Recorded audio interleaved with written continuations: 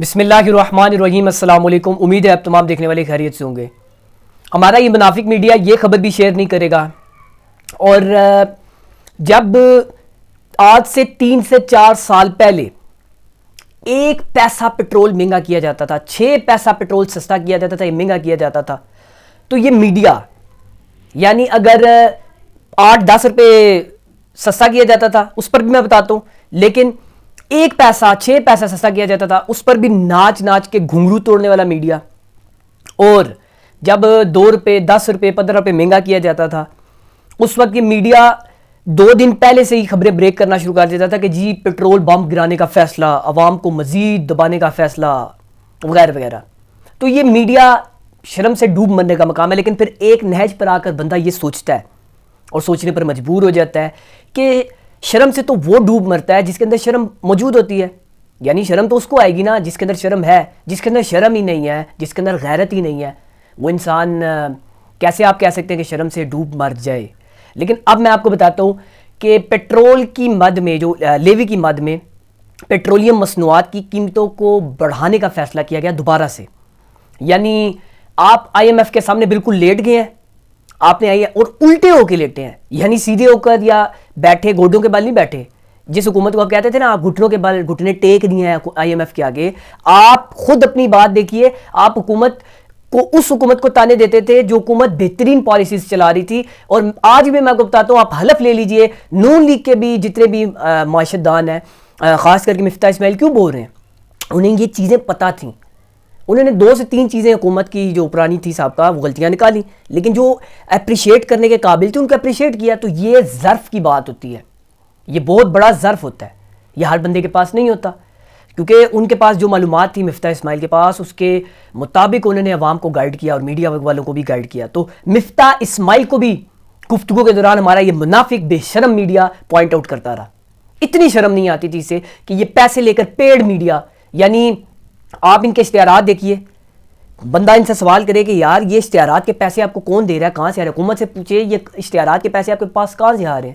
ابھی ملتان میں P S L جو ابھی میچز ہو رہے تھے، تو جو ملتان کی ویسٹ مینجمنٹ کمپنی ہے انہوں نے 30 لاکھ روپے پی سی بی سے مانگے ہیں کہ یہاں جو ہم صفائی ستھرائی کر رہے ہیں اور آگے بھی جو ہم نے کرنی ہے مزید، اس کے لیے ہمیں فنڈز چاہیے، تو اس کو دینے کے لیے آپ کے پاس پیسے نہیں ہیں، لیکن اس پیڈ میڈیا گندے غلیظ منافق میڈیا کو پیسے دینے کے لیے آپ کے پاس پتہ نہیں کہاں سے مشین سے پیسے نکل رہے ہیں، ہمیں تو نہیں سمجھ آتی۔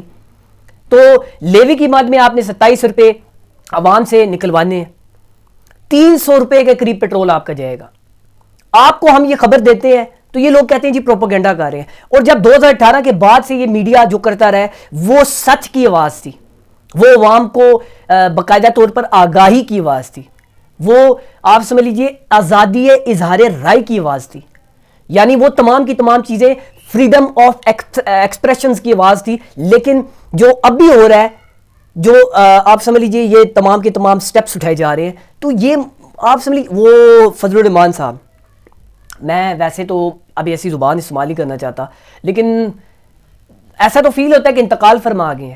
آئی ایم سوری ٹو سے جے یو آئی کے جتنے بھی سپورٹرز ہیں ان کو میری بات بے شک بری لگے، لیکن مجھے ایسا فیل ہوتا ہے کہ وہ انتقال فرما گئے ہیں، دنیا فانی سے کوچ کر گئے ہیں، کیونکہ ان کا تو وجود ہی نہیں نظر آ رہا، کہ ان کا کوئی سٹیٹمنٹ نہیں نظر آ رہا، کیوں؟ سرکاری مشینری پر پل رہے ہیں، اور یہ باتیں آپ کو کڑوی لگیں گی، یہ باتیں آپ کو ستائیں گی، تڑپائیں گی، لیکن یہی سچ ہے۔ پہلے ہم 2018 کے بعد سچ جب آپ کو معیشت کے بارے میں آگاہ کرتے تھے وہ بھی سچ تھا، آپ کو کڑوی لگتی تھی وہ باتیں، آج بھی ہم آپ کو آگاہ کریں تو آپ کو کڑوی لگ رہی ہیں، لیکن زیادہ دیر تک نہیں، روزانہ ڈیلی بیسس پہ میں واچ کرتا ہوں، تمام پاکستانی واچ کرتے ہیں، زمان پارک میں پولیس کی بھاری نفری پہنچ گئی، عمران خان کو گرفتار کرنے کا ممکنہ فیصلہ ہو سکتا ہے، پولیس کی بھاری نفری زمان پارک کو چاروں طرف سے گھیر لیا وغیرہ وغیرہ، اور عوام کو کارکنان کو وہاں پہنچنے کی ہدایات جاری کر دی گئی ہیں۔ تو 2 چیزیں میں آپ کو بتا دیتا ہوں، 2 چیزیں۔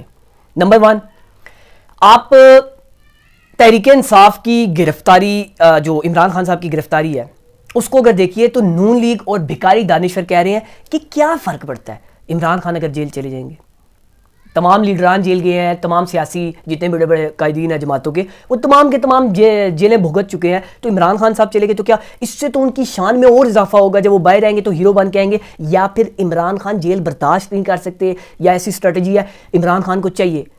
ابھی کل میں کسی کی سٹانس یا کسی کے ویژن کے خلاف نہیں بھی جا رہا، لیکن ان کے سٹیٹمنٹ کے حوالے سے جا رہا ہوں. ہمارے یہ جو صاحب ہیں جو لوگوں کو لیکچر دیتے ہیں دین کے اوپر، علی محمد مرزا جو ہیں، انجینئر علی مرزا، تو انہوں نے ایک سٹیٹمنٹ دیا ہے کہ عمران خان صاحب کو گرفتاری دینی چاہیے، اگر وہ نہیں دیں گے تو اس سے ان کی بزدلی ظاہر ہوگی.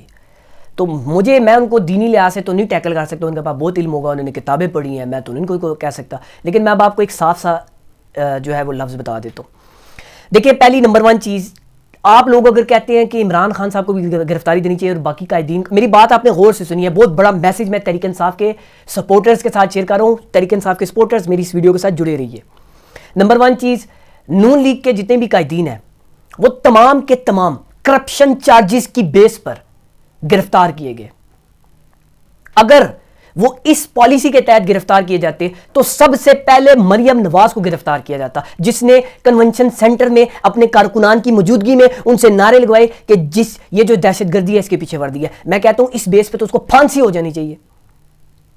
یہ تو ریاست مخالف بیانیہ ہے، یہ تو آپ کی فوج مخالف بیانیہ ہے، اور یہ افسران کو ٹارگٹ نہیں کیا گیا. یہ جو دہشت گردی ہے اس کے پیچھے وردی ہے. وردی کیا ہے؟ وردی افسر بھی پہنتا ہے، جوان بھی پہنتا ہے. تو اس کا مطلب آپ پوری کی پوری فوج کو ٹارگٹ کر رہے ہیں.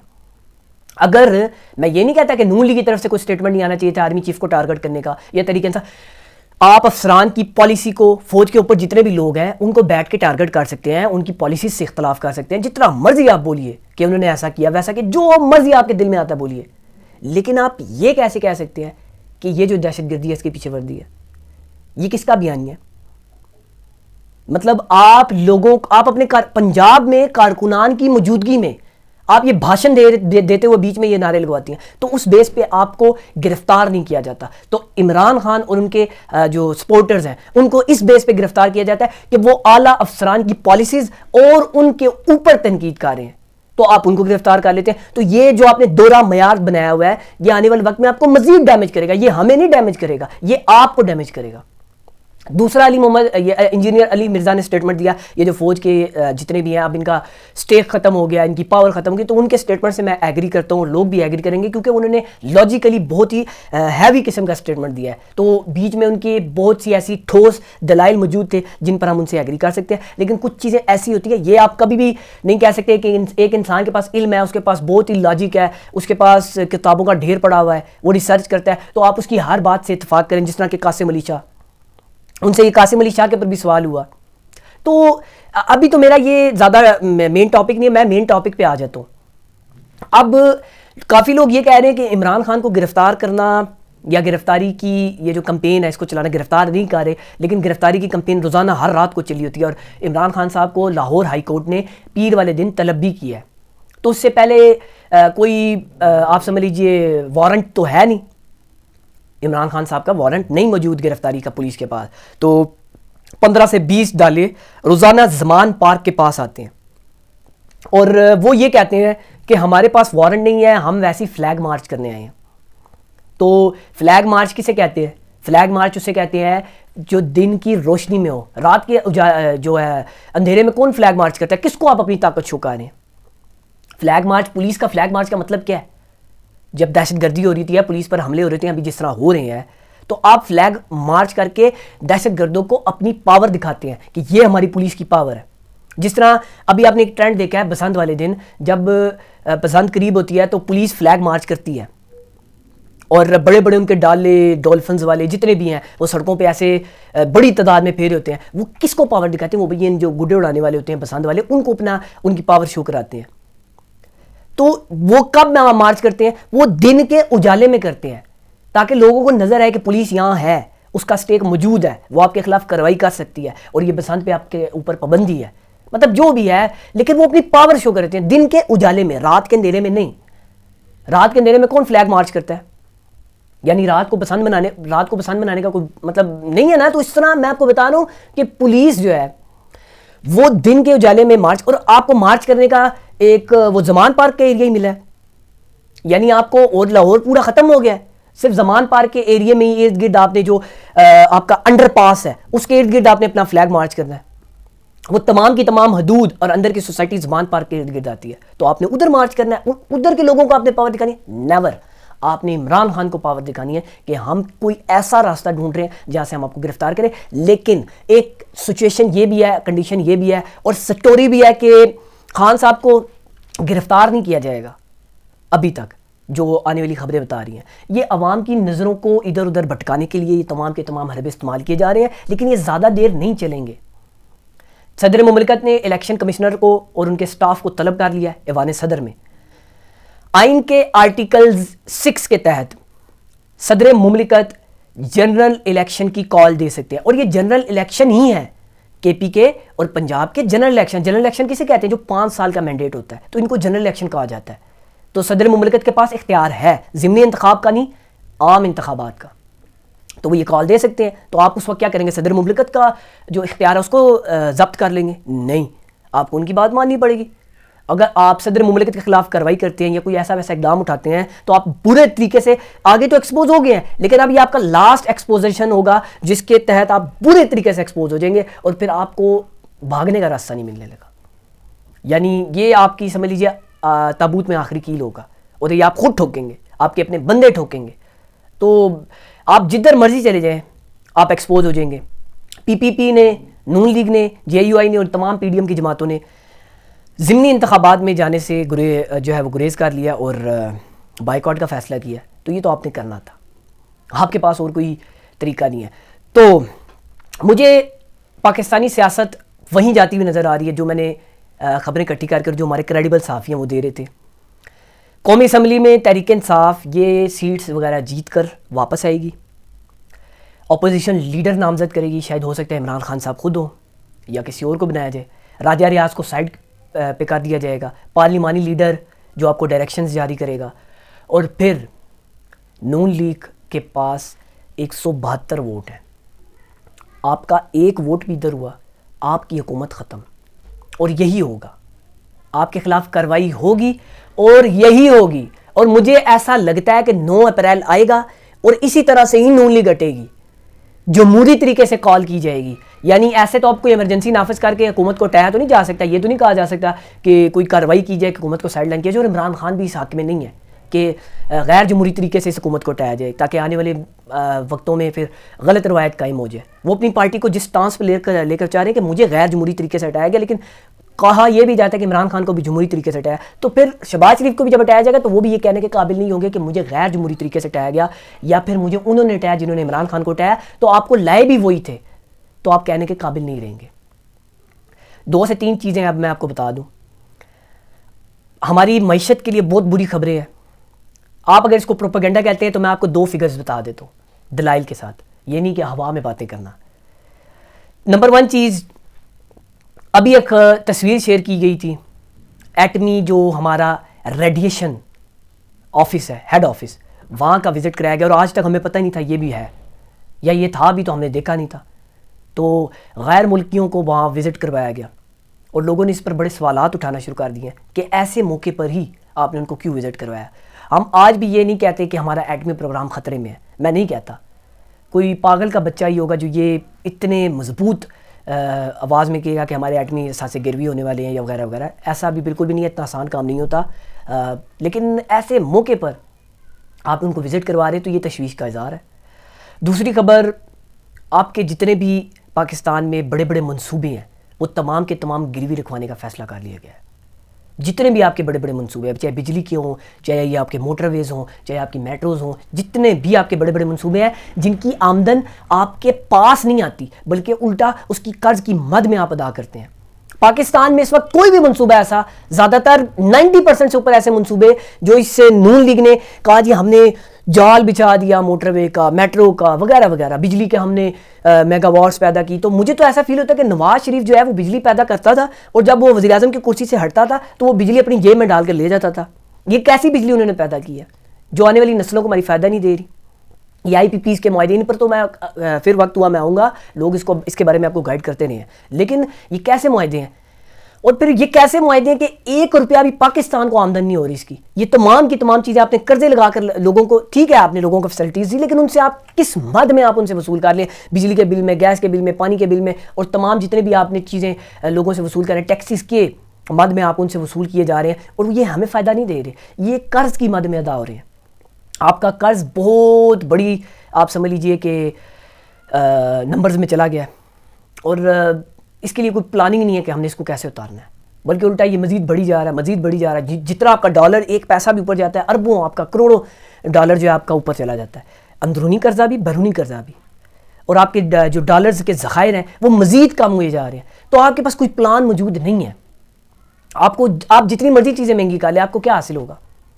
آپ جتنے مرضی یہ پلان بنا لیں کہ عوام سے دھڑا دھڑ ہم ٹیکس اکٹھا کریں گے، آپ نے اتنی مہنگائی کر دی، لیکن آپ عمران خان کی حکومت کے مقابلے میں 0.5% بھی ٹیکس اکٹھا نہیں کر پائے. آپ کی ٹیکس کلیکشن 25% ہے، اور عمران خان کے دور میں 60 سے 70% تھی. تو یہ آپ کی پلاننگ نہیں ہے. عمران خان صاحب نے مہنگائی کی یا مہنگائی ہوئی، اس پر تو ہم باتیں کرتے رہے ہیں کیسے ہوئی، کب ہوئی. لاجیکلی عمران خان صاحب کے دور میں مہنگائی انہوں نے نہیں کی، یہ ایک سرکل ایسا چلا تھا، کرونا آیا، انہوں نے کتنی چیزیں ایسی فیس کی، لیکن عوام کو ہر لحاظ سے انہوں نے سہولت دی. تو ہم ان چیزوں پر گائیڈ کرتے رہے، لیکن یہ بھکاری دانشور جو غلط گائیڈ کرتے ہیں، آپ کو ہم جواب دیتے رہیں گے. آپ جتنے مرضی چینلز پر اپنی روزی لگا کر بیٹھے ہیں، میں آپ کو کہتا ہوں اللہ کرے کہ آپ کی یہ روزی بند ہو جائے، یا ہم آپ کی روزی بند کروائیں گے. یا یہ لوگ کہتے ہیں نا ہم کسی کی روزی پر کیوں لات مارے، ان کی روزی کو بند کروانا پڑے گا. جب آپ ان کی روزی کو بند، الیکٹرانک میڈیا پہ ہمارے جتنے بھی صحافی بیٹھے ہوئے ہیں، 2 سے 3 ایسے صحافی ہیں جن کو اب منہ ہی نہیں لگاتا کوئی میڈیا چینل، وہ یوٹیوب پر آ گئے. ان کو یوٹیوب پر بھی 1 سے 2 ہزار بندہ سنتا ہے. تو وہ اتنے فرسٹریٹڈ ہوئے میں ہیں کہ ان کے پاس کوئی جواز نہیں بن رہا اس حکومت کو ڈیفینڈ کرنے کا. ثنا بچا کو دیکھ لیجئے، وہ ایک یوٹیوبر صحافی ہے، میرے کپتان. میں تو اس کی باتیں دیکھ دیکھ کے بچکانہ ذہن جس طرح بچے ہوتے ہیں، یقین جانیے جتنی اس کے پاس کوالیفیکیشن جس طرح اس نے شو کی ہوئی ہے، اس کے مطابق اس کی انفارمیشن بالکل صفر ہے. اور اگر ہے بھی، مطلب اگر آپ کے سامنے ایک خبر آ رہی ہے، آپ لوگوں کو گائیڈ نہیں کر پا رہے. کیوں نہیں کر پا رہے؟ کیونکہ آپ کے اندر کی ایگو ہارٹ ہوتی ہے. لیکن آپ نے اس ایگو کو بچانے کے لیے اپنی روزی کو اس نیچ پر لا کر کھڑا کر دیا. اور جتنے بھی صحافی الیکٹرانک میڈیا پر بیٹھے ہوئے ہیں، آپ بھی اسی بل پہ آئیں گے، منہ کے بل آپ گریں گے. لیکن میں ان کو بھی پیغام دے چکا ہوں، آپ کو بھی پیغام دے رہا ہوں. لوگ گرتے ہیں، اٹھ بھی جاتے ہیں، کھڑے بھی ہو جاتے ہیں. کچھ لوگ ایسے بھی ہوتے ہیں جو گرتے ہیں، ان کو سہارا دینے کے لیے 1 سے 2 کاندھے ہوتے ہیں. آپ کو سہارا دینے کے لیے کوئی نہیں ہوگا. یہ امپورٹڈ سرکار جو آپ کے جیبوں میں لفافے ڈالتی رہی ہے، اور ابھی بھی کچھ آپ کو سہارا دینے کے لیے ڈال رہی ہے، تبھی آپ ان کے بلبوتے پر چیخیں مار رہے ہیں. یہ آپ کو آنے والے وقت میں جب ان کی اپنے کپڑے لباس اتر جائے گا نا، یہ ننگے کھڑے ہو جائیں گے عوام کے سامنے باقاعدہ طور پر، تو یہ آپ کو بھی چھوڑ دیں گے. تو زیادہ دیر تک آپ کا یہ نظام نہیں چلنے لگا. لیکن میں اب آپ کو بار بار یہی بات بتا رہا ہوں کہ ہم آپ کو ایکسپوز کریں گے. میں نہیں تو 2 اور، 2 نہیں تو 4 اور، لیکن ہم آپ کو ایکسپوز کرتے رہیں گے. اور بہت جلد اچھی خبریں آئیں گی. عوام میں مایوسی نہیں پلانی چاہیے. ہاں جو آنے والے تشویش ہیں ان کا اظہار کرتے رہنا چاہیے کہ یہ ایکسپیکٹڈ ہے، یہ ان ایکسپیکٹڈ ہے، لیکن عوام میں مایوسی نہیں پلانی چاہیے. پاکستانیوں، میں آپ کو کہہ رہا ہوں اپنا ملک چھوڑنے کی باتیں مت کیجیے. لوگ کہتے ہیں جی اب یہ ملک چھوڑ دینا چاہیے یا ہمیں چلے جانا چاہیے اس ملک سے، ہمارا ادھر کوئی مستقبل نہیں ہے. آپ کا مستقبل نہیں ہے، آپ کی نسلوں کا مستقبل ہے. آپ اگر اپنے مستقبل کے بارے میں سوچتے رہیں گے تو آپ کی نسلوں کا مستقبل سیکیور نہیں ہوگا. آپ کو اپنی نسلوں کا اگر مستقبل سیکیور کرنا ہے تو آپ کو اپنا مستقبل داؤ پر لگانا پڑے گا. اور اس ملک کا مستقبل جو ہے اس کو 4 چاند لگانے کے لیے اپنا مستقبل داؤ پر لگانا پڑے گا. تب جا کر قومیں ایسی بنتی ہیں. یہ قومیں ایسے نہیں بنتی کہ خان صاحب آ کر اعلان کریں گے کہ آ جائیں ادھر گھراؤ کر دیں، ادھر آگ لگا دیں، یا باہر آ جائیں، ادھر مارچ کریں، ادھر مارچ کریں. ایسا نہیں ہوگا. آپ کو خود نکلنا پڑے گا اپنے حق کے لیے. ابھی بھی آپ عمران خان کے لیے نکلیں، عمران خان کے لیے نہ نکلیں. عمران خان خود کہہ رہا ہے میرے لیے نہ نکلیں. وہ آپ کو میسج دے رہے ہیں، آپ کو وہ خاموش میسج دے رہے ہیں، اپنی اتنی بڑی تقریر میں چھپا ہوا میسج دیتے ہیں، لیکن آپ کو سمجھ نہیں آتی. عمران خان صاحب آپ کو کہہ رہے ہیں کہ آپ میرے لیے نہ نکلیں، اس پاکستان اپنے ملک کے مستقبل کے لیے اور اپنے آنے والی نسلوں کے مستقبل کے لیے نکلیں. تو یہ فیصلہ آپ نے کرنا ہے. میں آپ کو بار بار بتایا ہوں کسی نے فیصلہ نہیں کرنا، فیصلہ ہم نے کرنا ہے. اگر کسی اور نے کرنا ہوتا، ابھی پہلے بھی وہ ہم نے ان پر ڈیپینڈ کیا کہ انہوں نے فیصلہ کرنا ہے، انہوں نے دیکھ لی کیسا فیصلہ کیا. آج بھی ہم ان پر ڈیپینڈ ہے کہ انہوں نے فیصلہ کرنا ہے، الیکشن وہ دیں گے، سب کچھ وہ دیں گے. دیکھ لیجئے کس نیچ پر آ کر ہم کھڑے ہو گئے. اگر ہم پہلے بھی فیصلہ کرتے تو یہ ملک کی حالت نہ ہوتی. آج بھی میں آپ کو کہہ رہا ہوں فیصلہ آپ نے کرنا ہے. یہ لوگ فیصلہ نہیں کریں گے. آپ اپنی کیپیبلٹی کو پہچانیے، آپ کے اندر کتنی کیپیبلٹی ہے، ایبلٹی کتنی ہے آپ کے اندر. انسان کو اپنے کیپیبلٹی پر ڈیپینڈ کرنا چاہیے، نہ کہ کسی اور کی. آپ عمران خان کی پاور کو دیکھتے ہوئے یہ سوچ رہے ہیں کہ عمران خان کروڑوں عوام باہر نکال دے گا. نیور. عمران خان ایک بار نکالے گا، 2 بار نکالے گا. انہوں نے پلان بنایا ہوگا کہ یار ایک بار یہ سب کچھ ہو جائے، ہم اس کو مینج کر لیں گے. بار بار تو نہیں ہوگا نا، یہ وہ مینج کر بھی لیں گے. کیونکہ آپ ان پر ڈیپینڈ کر رہے ہوں گے. اگر آپ نے اپنے پہ ڈیپینڈ کیا تو آج نہیں تو کل خون سے نہیں پرامن انقلاب ضرور آئے گا. اپنا خیال رکھیے گا. اس چینل کا بھی اللہ نگہبان.